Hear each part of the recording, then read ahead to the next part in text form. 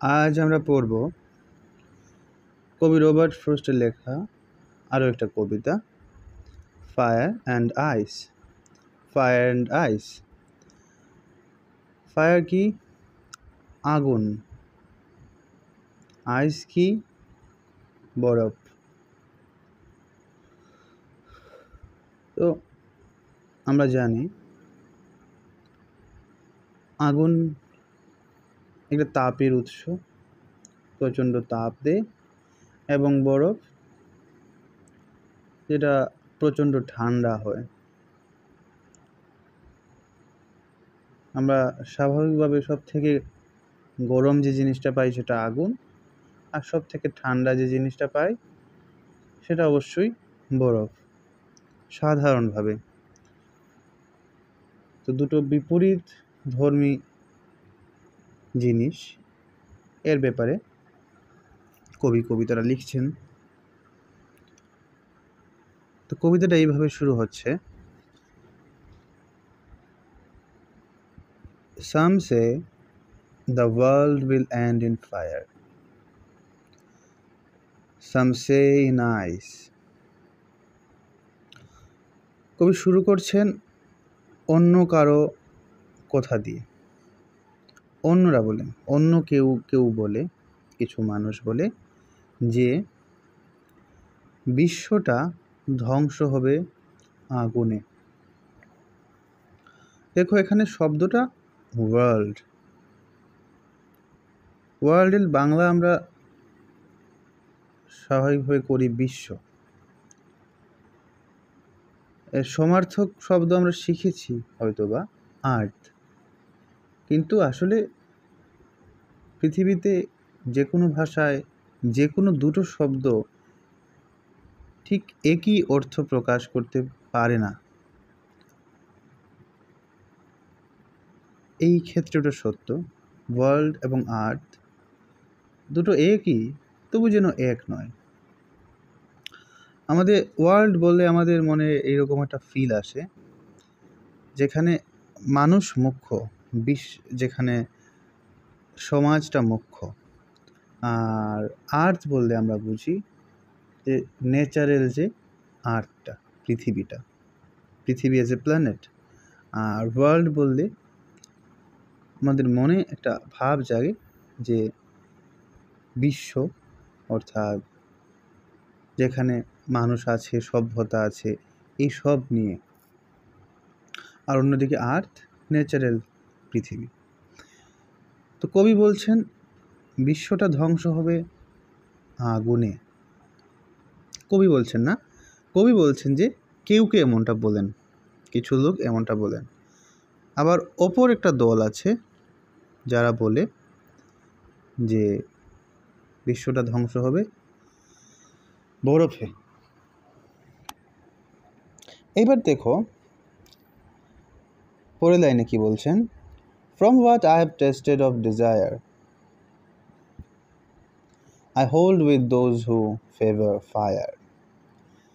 এই মুহূর্তে বলছিলেন যে ফায়ারে ধ্বংস হবে, কিন্তু পরক্ষণেই বলছেন তিনি যতটুকু ডিজায়ারকে পরখ করে দেখেছেন, যতটুকু ডিজায়ারের স্বাদ নিয়েছেন, তিনি ফায়ারে, যারা বলে ফায়ারে ধ্বংস হবে, আগুনে ধ্বংস হবে, তাদের সঙ্গে তিনি সহমত।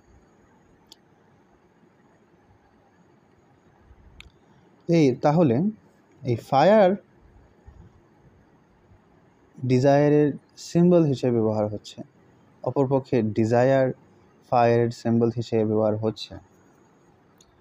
তো একটু ভেবে দেখো তো কবি এমনটা করছেন কেন? ডিজায়ার একটা হিউম্যান, এটা কি একটা মানুষের গুণ, যেটা ভেতর থেকে আসে। অপরদিকে ফায়ার একটা ফিজিক্যাল জিনিস। ডিজায়ার, তোমাকে যদি বলি আমাকে ডিজায়ার দেখাও, তুমি দেখাতে পারবে না, এটা মানুষের অন্তরে থাকে। অপরপক্ষে ফায়ার, তুমি সেটা দেখাতে পারবে আমাকে। তো কবি বলছেন ফায়ার এবং ডিজায়ার দুটো একই যেন, কীভাবে দেখো ব্ল্যান্ড হয়ে গেছে। একটা কবি সমার্থক শব্দ হিসেবে ব্যবহার করছেন, ফায়ার আর ডিজায়ার একাকার হয়ে গেছে।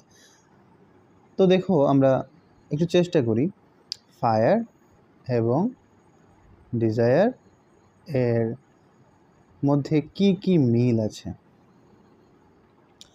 ফায়ার আগুন, সব কিছু, ফায়ার যদি একটা জায়গায় লাগে তো সে কি সেখানে স্থির থাকে?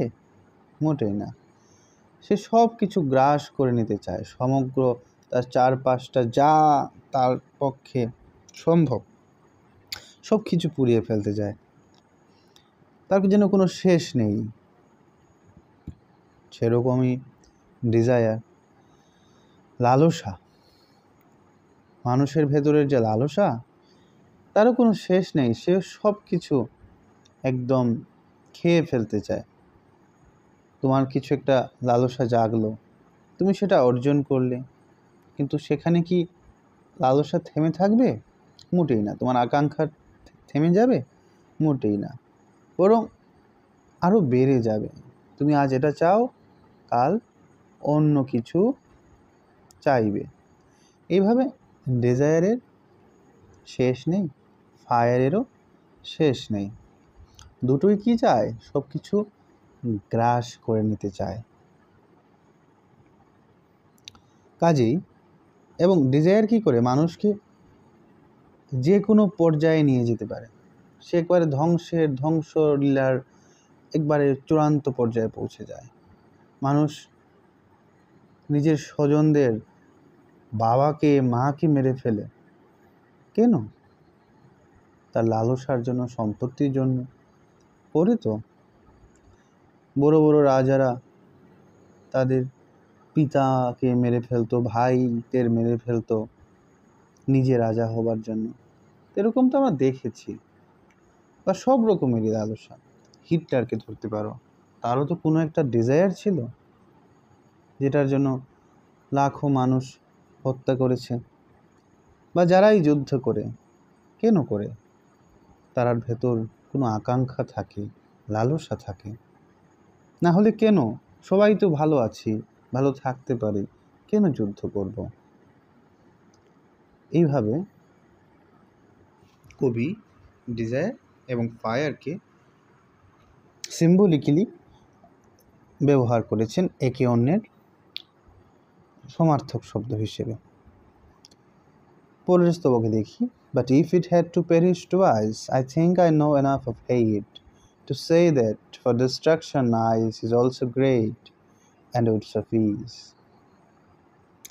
বলছেন যে যদি দুইবার ধ্বংস হওয়ার হতো, একবারই যদি হয় তাহলে অবশ্যই ডিজায়ারের কারণে ধ্বংস হবে, কিন্তু যদি দুইবার ধ্বংস হওয়ার হতো তাহলে অবশ্যই তিনি ঘৃণাকে যথেষ্ট চেখে দেখেছেন,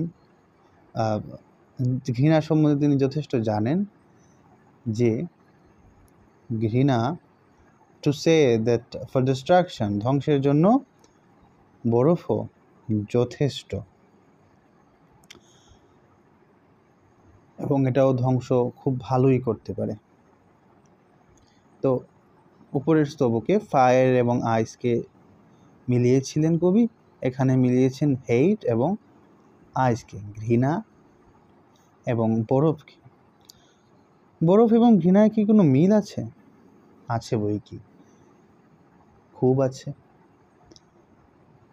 যখন কারো প্রতি খুব ঘৃণা জন্মায় তখন মানুষ খুব ইনডিফারেন্ট হয়ে যায়। মনে করো তোমার হাত আমি যদি বরফে রাখি, বরফে ডুবিয়ে রাখি, বরফের টুকরোয়, কিছুক্ষণ পর কি হবে?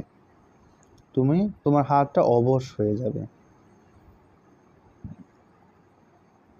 এবং একটা সময় তোমার এই হাতটা অকেজো হয়ে যাবে। ঘৃণাও কিন্তু তাই। তুমি যদি খুব বেশি ঘৃণা করো কাউকে, তাহলে সে মরলো কি বাঁচলো কি হলো তুমি কিছুই চিন্তা করবে না, এবং ঘৃণার জন্য মানুষ মানুষকে মেরে ফেলে, কি না করতে পারে। ডিজায়ার এবং ঘৃণা উভয়ই মারাত্মক এবং খুব ধ্বংস করে। তুমি দেখবে ঘৃণার জন্য পরিবার ধ্বংস হয়, অনেক কিছু ধ্বংস হয়, এবং এতটাই প্রবল এই ঘৃণার ধ্বংস করার ক্ষমতা যে কবি বিশ্বাস করেন যে পৃথিবীটা ঘৃণা দিয়েও ধ্বংস করা যাবে, কিন্তু ডিজায়ার প্রথম ডিজায়ারই ধ্বংস করবে, কিন্তু ঘৃণাও ধ্বংস করার সমর্থ। তো আইস, হেট, এগুলোর মধ্যে যদিও একটা অ্যাবস্ট্রাক্ট একটা দেখা যায় ফিজিক্যালি, কিন্তু এদের মধ্যে মিল আছে। তো কবিতাটা অবশ্যই একটা সিম্বলিক পোয়েম। তোমরা আশা রাখি বুঝতে পেরেছো যে কবি কি বোঝাতে চান। আজকের জন্য এ পর্যন্তই, দেখা হবে পরের ভিডিওয়ে।